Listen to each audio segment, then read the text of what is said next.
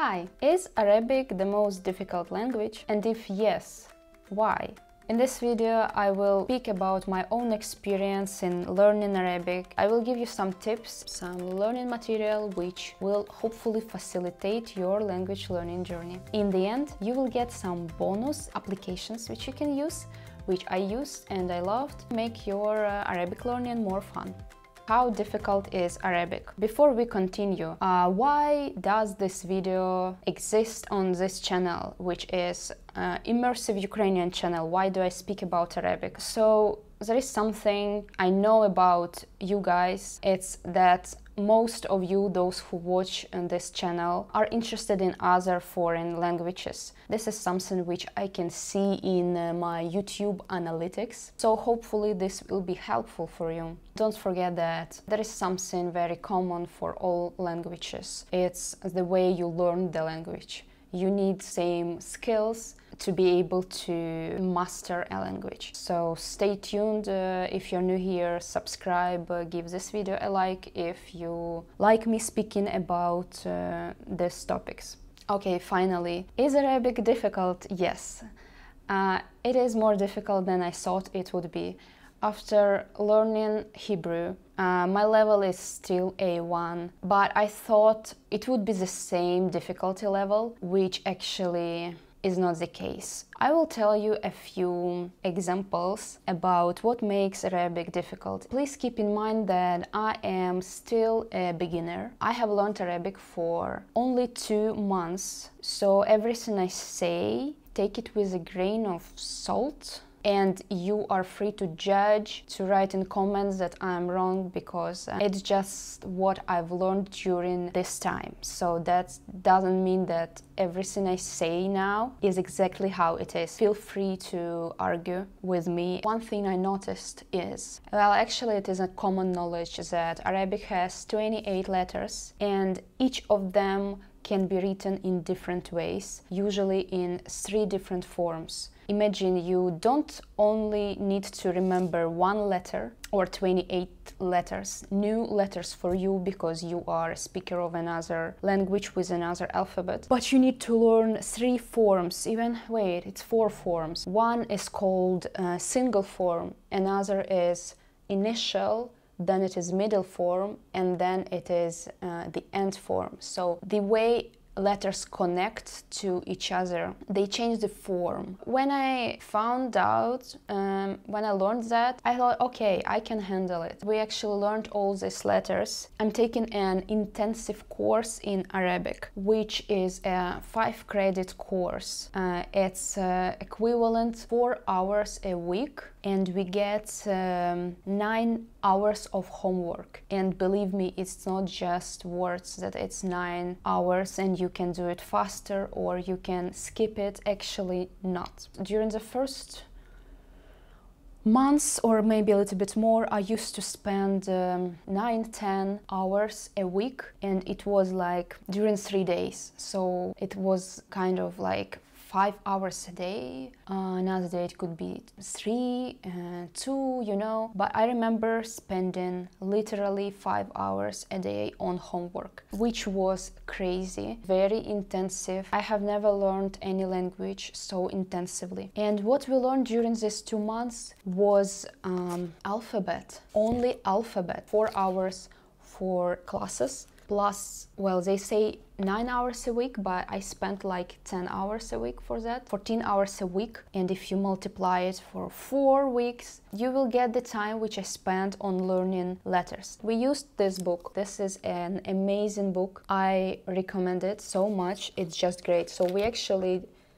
did everything in this book. There is a companion website which you can use along with this book, where you can listen and do the drills. So this is how it looks like. There are modules. You can choose any unit and just follow the book. Like here is the drill. If you do the drill, you will get some points, I guess. I'm a very diligent student because I am convinced that in order to learn a language, you need to be very diligent, at least in the beginning, because otherwise later you will 100% have the problem of not understanding something because you have not learned that before. This is a great book, but I would tell you that learning the language so fast is not good at all, because it's too much information. Why did I even choose to learn Arabic? Some people choose this language because it's one of the most spoken language in the world. It's actually sixth, or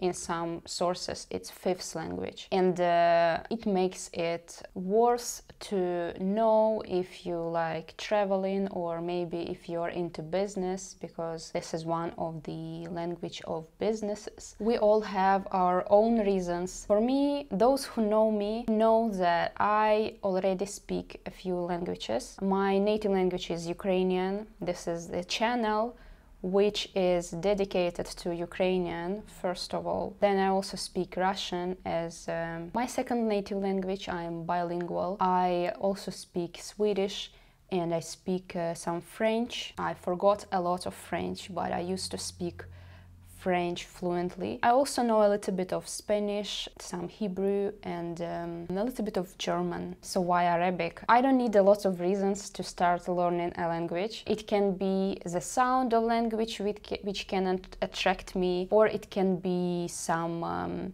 people who speak the language, and I feel like I want to understand those people better. Speaking their language is one of ways to understand the mentality, culture of another people. Whatever reason it is for you, you need to remember that the most important thing is motivation, why you are doing that. If your motivation is not strong enough, unfortunately, you'd better do something else, not even start. Okay, let me give you another example, which I find kind of crazy. So in Arabic, there is this letter which you probably heard of, letter Ain, which does not exist in English and not in my language either. This is Ain. So the problem which I faced is that when I try to remember a word which contains this letter, I have this problem that I cannot memorize this. If you watched some of my videos where I give recommendations on how you can remember Ukrainian words, you know that I said you need to create associations. It can be anything, and that's what I always did. It does not always work with Arabic because some sounds are impossible to associate with something which exists in my language. And you try to remember a word which contains Ain, and instead your brain rescues to a similar sound, which is for example, which exists in my language. And here is the trick about Arabic, that I found out that the sound A can be expressed by at least 7 different letters. Okay, this is Alif, which is the first letter. Then in the end of the word it's called ta marbuta, which looks like that. But if it connects to a previous letter, let's say to lamed, to lam, lamed, it's Hebrew. Okay, so we're writing el, lam, and then it connects to ta marbuta, which looks now like this. Okay, so this is the same letter. This is something which looks exactly like letter Qa, which is, so this is with 2 dots, this is another letter. But ta marbuta can never be in the middle or in the beginning, so you basically, it's not so difficult to differentiate them. But it's just a fun fact. In Egyptian Arabic, which I'm learning, this letter can be sometimes pronounced as A. So basically, this and this would be the same, which makes it maybe easier. Alif, when it is in the beginning, it will be A. So for example, it can be like this, okay? Or it can be like this. Again, feel free to correct me. Okay, something else which can make the sound A. There is one letter which is in the end of the alphabet, which looks kind of like that. This is letter Ya. Sometimes it loses the dots, so it will be like this. And if usually you pronounce it as E in the end, when it has no dots, you say the same way. And this letter is usually in the words which are old, okay? So this is the old writing of this letter. Okay, there is this word which a lot of you probably know, which is Allah, shadda. Shadda is a thing, a tashkil, which you put over to make a double sound, okay? So this is Allah, double sound. And here you write this A without two dots, okay? This is another letter which has A sound in the end. Okay, let me give you this example. So there is a word a lot of non-Arabic people know if they speak a little bit of Arabic. This is the word shwaya. So let me write it. Okay, it has this tamarbuta, which we already talked about. Two dots. This is the same letter as this one. Do you recognize it with two dots? This is the same letter. This is shada again, okay? Shada means double. This thing which is called tashkil. Tashkil is basically everything which is not a letter and you write it under or over a letter to change sound a little bit. So this is tashkil, which is called fatha, and you write it up over the letter, and it gives you this sound of A, which is short, while Alif is long if it's not in the beginning. Okay, this is a way to show that after this letter comes a short. Okay, so this word is shwaya, because this is usan shwaya.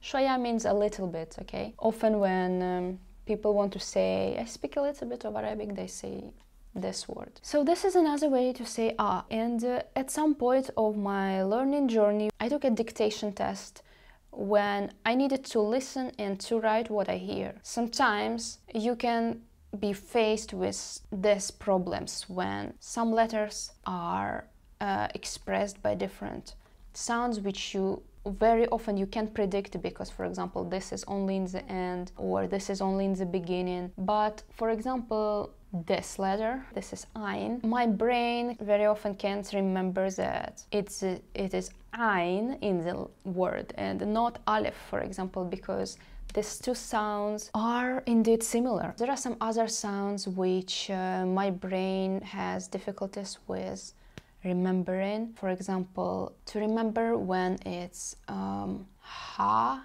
and when it's ha, which I'm not sure that I even pronounce differently. But these are two different letters, two different sounds, which are very difficult for me to remember in a word that this is really that sound, this is really this sound. I find it easier with ha, because I'm used to it in Hebrew, actually. So if you have any tips about that, please feel free to write it in comments. What is so good with this book? Each unit has a lot of explanations and everything is on point. So you don't really want to miss something, because first I did not read everything and then I found out that I don't understand things. Next, this book is constructed in the way when you're already in the last drill of the chapter, you already did so much and you think like you still don't get it, like you don't feel like you get it. It's difficult every time with every drill, it doesn't get easier, but then magic happens in the last drill of the unit. Somehow it clicks on the last drill. It happened to me several times during several units. So I think this book is very good. Next book is this one, called Al-Kitab Part 1. It is actually the continuation of the first of that book with the alphabet. I will be honest, I just started with this book. We are just starting to learn vocabulary because we were so focused on the letters and sounds. Let me tell you another thing which makes Arabic very difficult language. It is that there are a lot of dialects of Arabic, colloquial Arabic, and there is Modern Standard Arabic, MSA. Modern Standard Arabic is a language which people don't use when they speak. This is the language they use when they read and when they write, depending on what they write. If they write SMS, it still will be colloquial Arabic. In the book, you have 3 columns: Egyptian, Levantine, at least in these books, and Modern Standard. Guess what? You need to know all of them, especially, of course, Egyptian, because this is what I chose to learn, and of course, Modern Standard. This is a little bit crazy, right? Sometimes they are the same, the words are the same, but sometimes they are not the same at all. So every word you learn, you need to know it in 2 different variants. For me, it's difficult to learn even one word with these sounds. Ain, you can see I really love this letter. I'm pronouncing it a lot. And some other so, do, everything, which is not in my language. And in class, our teacher gives us usually Egyptian words, but sometimes randomly, I don't know why, she tells us to learn a Modern Standard. For example, we were last week we were learning to describe our rooms, so we learned the word for the room, which is in Modern Standard khurfa. Sorry if it's not the right pronunciation. We learned some other words for furniture, for example, tarabeza. What else? Kursi. This is just what I remember. Those words are in Egyptian, while name for the room is in Modern Standard. I should probably ask my teacher. In my notebook, I write both. For example, I do slash. Okay, if you look at the list of most difficult languages, in some lists you will find Chinese on the first place and then comes Arabic. In other lists you will find Arabic after already having started to learn Hebrew, which is in the same language family. It shouldn't be so difficult, right? Because I already understand a little bit of how the language is built, but because of different forms of letters, which you can get used to with time, I already feel like I'm much better. I recognize letters and I can write letters and I can do it correctly. But we did this book in 2 months, and I have another notebook which is fully, any page you open, so it's full. So because of the intensity of the course, it's been really difficult, and I don't recommend doing something which I did. But definitely if you're interested in languages, this is the language probably I would recommend you learning, because it's very different from English, from Ukrainian. It is a great journey. It's very good for your brain. It's fun. As a bonus, let me tell you a few apps. So the first would be Mango. Mango is just one of my favorite apps, which is not only good for Arabic, but also for Ukrainian and Hebrew, and I think other languages too, but I learned some Hebrew with it. They have modern Hebrew and Bible Hebrew, which is cool. Arabic, they have different dialects, which is also great. I really love this application because it gives you a lot of cultural insights, which is so important, especially when it comes to words. They explain to you why this word looks like that. So they can tell you that this word has in itself another word, and so you can connect it in your brain, and next time you see another word you can connect